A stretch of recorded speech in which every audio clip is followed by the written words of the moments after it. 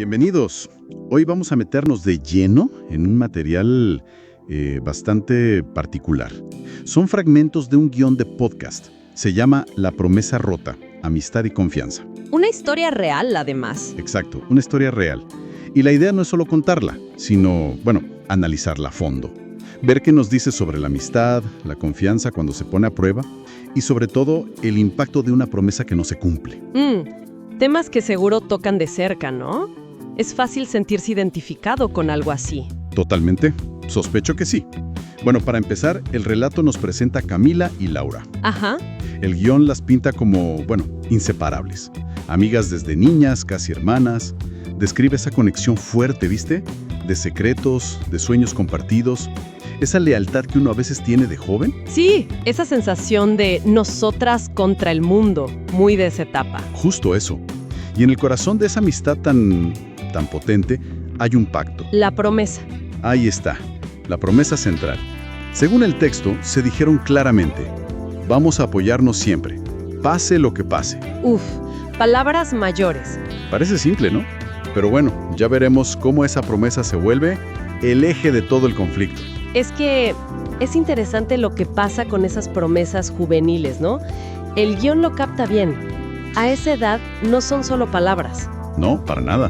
Se cargan de un idealismo tremendo. Son como un símbolo de lealtad total, incondicional. Casi una declaración de que ese vínculo puede resistirlo todo. Exacto, como un escudo contra el futuro, decías. Algo así. Y esa idealización es clave para entender por qué duele tanto cuando se rompe. Totalmente de acuerdo.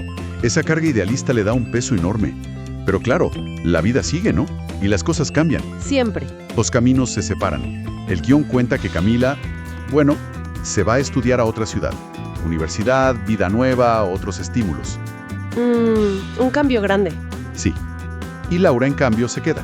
Se queda en su barrio, trabajando. O sea, se mete la distancia física. El primer factor de tensión, digamos. Exacto.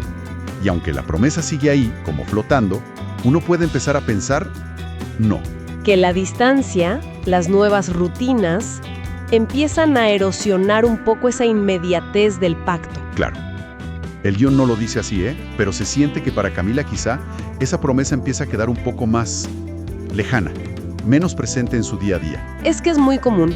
La distancia física muchas veces se traduce en, no necesariamente distancia emocional, pero sí en un cambio de prioridades. Ajá. Lo que antes era central, como la amiga del barrio, el pacto, pasa a un segundo plano frente a lo nuevo.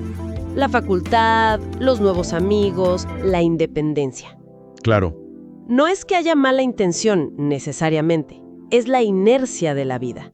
Y parece que Camila, es absorbida por esa nueva realidad. Y justo en ese momento, cuando las vidas ya van por carriles distintos, llega la prueba de fuego para esa promesa tan idealizada. El momento crítico. Exacto. El guión lo narra de forma muy cruda. El papá de Laura enferma, gravemente. Describe la angustia de Laura, el miedo, ver cómo se te derrumba un pilar. Está desesperada. Terrible. Y en esa vulnerabilidad total, ¿a quién busca? A Camila. A Camila, a la amiga de la promesa, la que dijo pase lo que pase. Claro. El texto es específico. Laura intenta contactarla. Y no son mensajitos casuales, Son llamadas de auxilio. Amiga, necesito hablar. Necesito que estés acá. Un SOS, como decís. Y acá hay algo clave, que el guión subraya por la desesperación de Laura. Sí. Ella no está buscando solo compañía o consuelo. Está activando la promesa. Totalmente. Le está diciendo, este es el momento, este es el pase lo que pase. La llamada tiene todo el peso de la historia compartida y del pacto. No es pedirle un favor a una amiga cualquiera. Es reclamar el cumplimiento de algo fundamental. Es una diferencia enorme. No es haceme la gauchada, es cumplí tu palabra. Pero el título ya nos lo adelanta. La promesa rota. La respuesta no llega. No llega. El guión dice que Camila estaba inmersa en su nueva vida universitaria y social, y las llamadas de Laura, esas súplicas, quedan sin respuesta. Silencio. ¿Qué silencio tan pesado debe haber sido para Laura? Ensordecedor. Y ese silencio es interesante. porque el guión no nos mete en la cabeza de Camila. Solo vemos su falta de acción. Fue consciente, fue negligencia pura. Estar tan en la suya que no midió la gravedad. O miedo, quizás. O miedo, o evitación. Incapacidad de enfrentar esa carga emocional. El texto deja esa ambigüedad, ¿no? Pero para Laura, el resultado es el mismo. Se sintió abandonada. Exactamente. Sea cual sea la razón de Camila, el efecto es devastador. Y llegamos al clímax, el momento más duro del relato. Laura en el hospital, despidiendo a su padre, sola. Dolor profundo. Y Camila, la de la promesa, no está. Su ausencia física se vuelve un símbolo terrible. Y ahí es donde el propio guión es muy lúcido en su análisis. La ausencia de Camila no se ve como un «uy, no pudo venir». No, claro. Se vive desde la mirada de Laura como la confirmación, la prueba final de que la promesa está rota. Es la materialización del abandono. La traición casi. Exacto. Sentirse traicionada en ese momento por alguien en quien confiaste ciegamente, el impacto emocional es brutal. Es una herida que va más allá del duelo por el padre. El guión tiene una frase que a mí me pareció potentísima. Cito textual: «Esa ausencia dolió más que la enfermedad, más que la pérdida misma». Tremendo. Porque no se trataba solo de estar o no estar, era de cumplir la palabra dada. Fíjate cómo recalibra el dolor. No es solo la ausencia física. No. Es la palabra rota, la confianza hecha pedazos. Exacto. Ponle el foco ahí, en lo ético, en lo relacional. El incumplimiento se vuelve un dolor extra. Y quizás más persistente que la tragedia misma. Y eso habla de la confianza profunda. Claro. Es casi imposible. El guión es muy claro, dice. La amistad nunca volvió a ser la misma. Lapidario. Sí, sugiere un daño irreparable en el corazón de la relación. Nunca volvió a ser la misma. Es muy fuerte. Y nos lleva directo a la reflexión que propone el material, ¿no? Más allá de este caso puntual. Sí. Nos pregunta, ¿qué significa realmente hacer una promesa? ¿Qué estamos haciendo cuando prometemos algo? Y la propia historia, al mostrar las consecuencias de la ruptura, da una respuesta implícita muy profunda. Una promesa, según se ve acá, no son solo palabras. ¿No? Es como un acto que crea una expectativa legítima en el otro. El guión usa una frase hermosa: compromiso con el corazón del otro. Me encantó esa frase. Es muy gráfica, ¿no? Sugiere que al prometer, asumís una responsabilidad sobre el bienestar emocional futuro del otro. Es decir, ¿podés confiar en mí? Voy a responder. Una declaración de fiabilidad. Un compromiso con el corazón del otro. ¡Qué bien suena! Y partiendo de ahí, el guión saca un par de lecciones o principios que nacen de esta historia. La primera, la honestidad al prometer. Ajá. Cito: no prometamos lo que no podemos cumplir. Y esto es clave. No es solo no mentir. Implica conocerse, ser realista. ¿Puedo de verdad comprometerme a esto?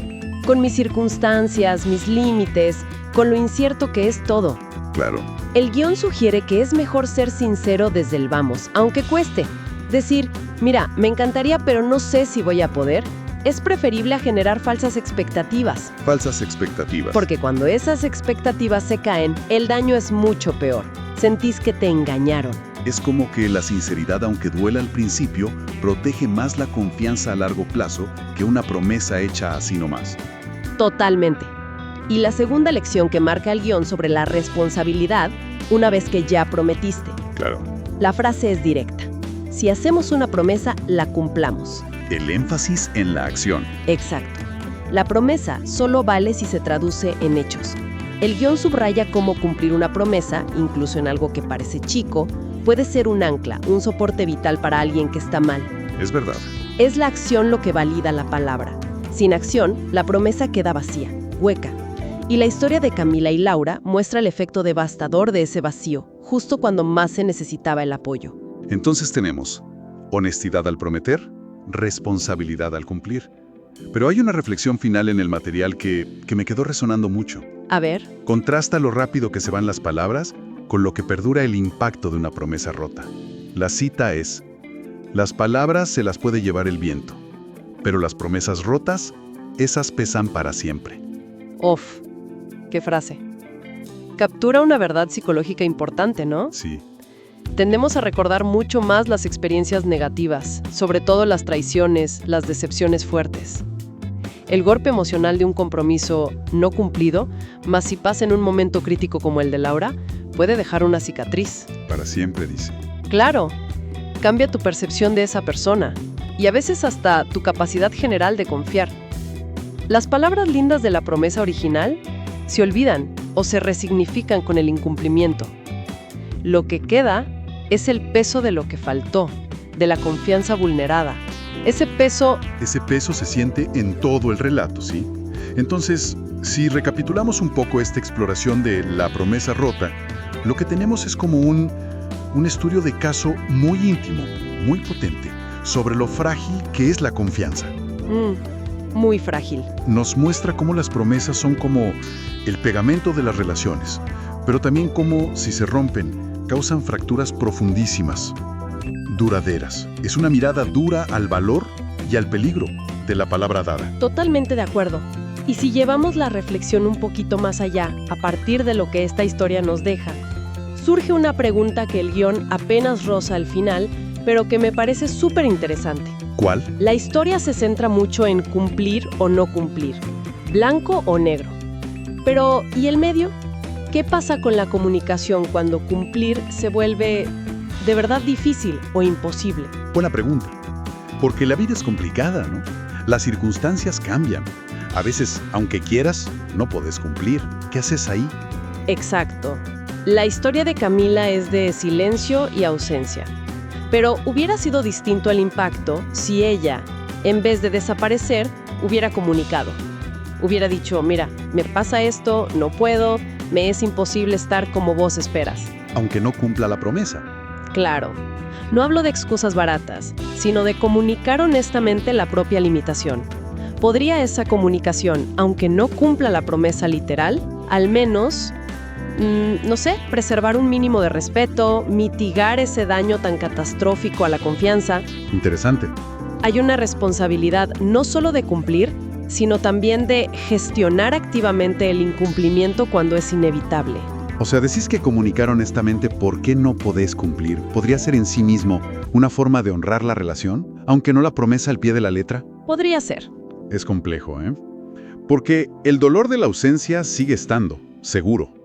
Pero quizás cambia la narrativa. Ya no es me abandonó, sino tuvo una limitación y me la comunicó. Exacto.